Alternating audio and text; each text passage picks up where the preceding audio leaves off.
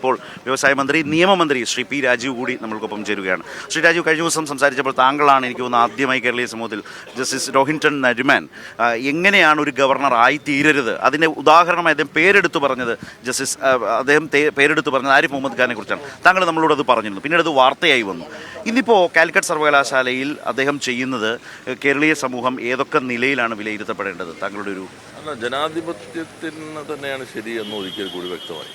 കാരണം നിയമസഭ പാസ്സാക്കിയ ബില്ല് അത് പൂർണ്ണമായും ശരിയാണെന്ന് ഈ കുറച്ച് ദിവസം കൊണ്ട് ആരിഫ് മുഹമ്മദ് ഖാൻ തെളിയിച്ചു. കാരണം ചാൻസലറായിരിക്കേണ്ടത് ഉന്നത വിദ്യാഭ്യാസ രംഗവുമായി ബന്ധമുള്ള അറിയാവുന്ന വ്യക്തിത്വങ്ങളായിരിക്കണം എന്നാണ് നിയമസഭ കണ്ടത്.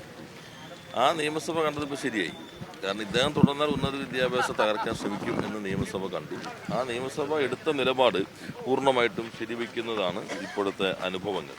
അതിലിപ്പോൾ അദ്ദേഹം തുടരുന്നത് അദ്ദേഹം ഉൾപ്പെടാത്തതുകൊണ്ട് മാത്രമാണ്. അപ്പോൾ അദ്ദേഹം കടിച്ചു തൂങ്ങി ചാൻസലറായിട്ടിരിക്കുകയാണ്.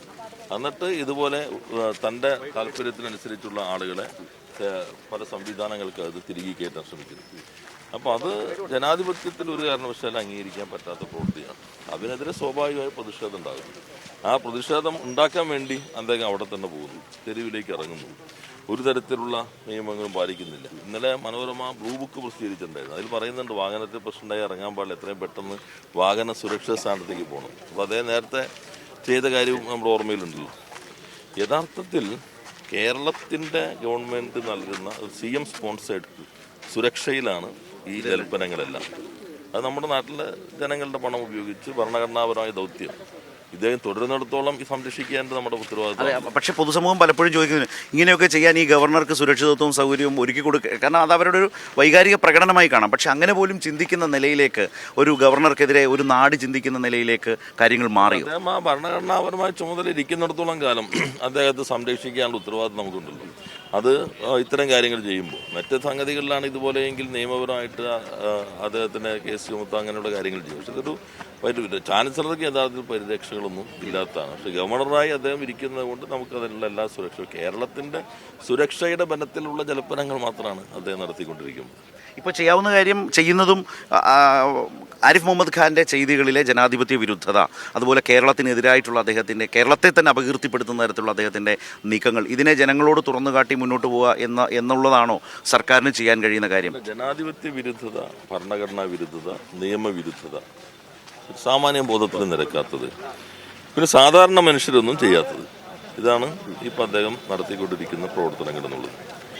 അതിൽ നമ്മൾ കാണേണ്ടത് ഏറ്റവും കുറ്റകരമായ നിശബ്ദത കോൺഗ്രസ് പാലിക്കുന്നു. അത് അവരുടെ അജണ്ടയുടെ ഭാഗമാണ്. കേരളത്തിൽ അവരുടെ ശത്രു CPM ആണെന്ന് പ്രഖ്യാപിച്ചു കഴിഞ്ഞു. BJP അവരുടെ സഖ്യകക്ഷിയാണ്. കമൽനാഥിൻ്റെ മലയാള പതിപ്പാണ് VD സതീശൻ. അവിടെ അദ്ദേഹം ഹിന്ദുത്വയ്ക്ക് വേണ്ടി കമൽനാഥ് ബാറ്റ് ചെയ്തു. എന്തുണ്ടായെന്ന് നമ്മളിപ്പോൾ കാണുന്നുണ്ട്. ഇവിടെ ഹിന്ദുത്വയ്ക്ക് വേണ്ടി പ്രതിപക്ഷ നേതാവ് പ്രവർത്തിച്ചു. അല്ലെങ്കിൽ എന്നും 2-3 തവണ പത്രസമ്മേളനം നടത്തുന്ന ഒരാൾ ഗവർണറുടെ പ്രവർത്തനത്തിനെതിരെ ഭരണഘടനാ വിരുദ്ധമാണ് എന്ന് പറഞ്ഞിട്ടില്ല. അദ്ദേഹം ചാനലുകളോടൊരു കാര്യം പറഞ്ഞു. എവിടെ നിന്ന് പേര് കിട്ടിയെന്ന് പറഞ്ഞത് മുഖ്യമന്ത്രി ഒപ്പിട്ട് കൊടുത്തിട്ടുള്ള പേഴ്സണൽ സ്റ്റാഫ് RSSകാരുണ്ട്, അയാൾ നൽകിയ പേരാണെന്നുള്ളൂ. അപ്പോൾ RSS നൽകിയ പേരിൽ എങ്ങനെ കോൺഗ്രസ്സുകാർ വിട്ടു? അദ്ദേഹം തന്നെ പറഞ്ഞത്, വേറെ ആരും പറഞ്ഞത് അവർ നൽകിയ പേരാണെന്ന്. ആ പേരിൽ ഇവരുടെ പേര് എങ്ങനെ വിട്ടു? അപ്പോൾ സ്വാഭാവികമായിട്ടും ഇവർ ഒരു ശക്തികളായി പ്രവർത്തിച്ചുകൊണ്ടിരിക്കുന്നു. ഇന്ത്യയിൽ ഗവർണറെ കുറിച്ചിപ്പോൾ ഇടതുപക്ഷം നേരത്തെ 2-3 സംസ്ഥാനങ്ങളിലേക്കാണല്ലോ പരമാവധി ഭരണത്തിൽ ഇരുന്നിട്ടുള്ളൂ. ഇന്ത്യ ആകെ ഭരിച്ചിരുന്നൊരു പാർട്ടിയാണല്ലോ കോൺഗ്രസ്. ഇപ്പം അവർക്ക് അധികം ഉൾക്കേണ്ടയില്ല. കാരണം കർണാടക, ഹിമാചൽ ചെറിയ സംസ്ഥാനം മാത്രമാണല്ലോ, അതുമാത്രമേ ഉള്ളൂ. നേരത്തെ രാജസ്ഥാനിലും ഛത്തീസ്ഗഡിലൊക്കെ ഇത്തരം പ്രശ്നങ്ങൾ ഉണ്ടായ ഘട്ടത്തിൽ ജനങ്ങളോട് കാര്യങ്ങൾ തുറന്നു പറഞ്ഞ് വിശാലമായ രീതിയിൽ അത് കൈകാര്യം ചെയ്യാൻ അവർ തയ്യാറായിരുന്നില്ല. എന്ന് മാത്രമല്ല, ഗവർണർ സാമ്പത്തിക ഉപരോധം കേന്ദ്ര ഗവൺമെൻറ് ഗവർണർമാർ ഉപയോഗിച്ചുകൊണ്ട് സംസ്ഥാനങ്ങളിലെ ജനാധിപത്യ അവകാശങ്ങൾ അട്ടിമറിക്കുമ്പോൾ കേരളവും തമിഴ്നാടും എല്ലാം നിലപാട് സ്വീകരിക്കുമ്പോൾ ആ നിലപാടിനോടൊപ്പം വിശാലമായി നിൽക്കാനായിട്ട് അന്ന് ഛത്തീസ്ഗഡിലെയും രാജസ്ഥാനിലെയും കോൺഗ്രസ് ഗവൺമെൻറ്റുകൾ തയ്യാറായിരുന്നില്ല. അതിൻ്റെ കൂടി തിക്തഫലമാണ് അവരിപ്പോൾ അനുഭവിക്കുന്നത്. കാരണം BJP ആണ് ഇതിനൊക്കെ കുറേ കൂടി നല്ലതെന്ന് ജനങ്ങൾ തിരിച്ചറിഞ്ഞു കഴിഞ്ഞു. അപ്പോൾ അത് വളരെ കുറ്റകരമായിട്ടുള്ള ഒരു നിശബ്ദത BJPക്ക് വേണ്ടി പ്രതിപക്ഷ നേതാവും സംഘവും ഇപ്പോൾ സൂക്ഷിച്ചുകൊണ്ടിരിക്കുന്നത്. അതെ, മിനിസ്റ്റർ പറയുന്നത് ദേശീയമാനമുള്ള പ്രശ്നങ്ങളിൽ ആ നിലയിൽ അതേ സ്കെയിലിൽ ഒരു നിലപാടെടുക്കാൻ കോൺഗ്രസിന് കഴിയുന്നതില്ല. ആ ശേഷി ഓരോ ദിവസം കഴിയുന്തോറും കുറഞ്ഞു വരികയാണ്. ഇപ്പോൾ ഉദാഹരണത്തിന് ഈ പരാജയമൊക്കെ അതിലൊരു കാരണമായിട്ടുണ്ടാകാം. അതുപോലെ തന്നെ ഇപ്പോൾ തമിഴ്നാട്ടിലേക്ക് ഒരു വിഷയവുമായി പോയാൽ അവിടെ തമിഴ്നാട് സർക്കാരിനെ DMK പിന്തുണയ്ക്കുന്ന ആളുകൾ കേരളത്തിൽ സമാനമായ സാഹചര്യങ്ങൾ വരുമ്പോൾ ഇതിവിടെ ഇടതുപക്ഷത്തിന് ഗുണമാകുമോ എന്ന ഒരൊറ്റ കണ്ണിലൂടെ കാണുക, ഒരൊറ്റ ചിന്തയിലൂടെ അങ്ങനെ അന്ധമായി എതിർക്കുക എന്നുള്ളതാണോ കേരളത്തിൽ കോൺഗ്രസ് ചെയ്തുകൊണ്ടിരിക്കുന്നത്? കേരളത്തിനെതിരായിട്ടാണ് ഇപ്പോൾ നിൽക്കുന്നത്. LDFനെതിരായി മാത്രമല്ല, കേരളത്തിനെതിരായിട്ടുള്ള ഒരു നിലപാടിലാണ് അവർ നിൽക്കുന്നത്.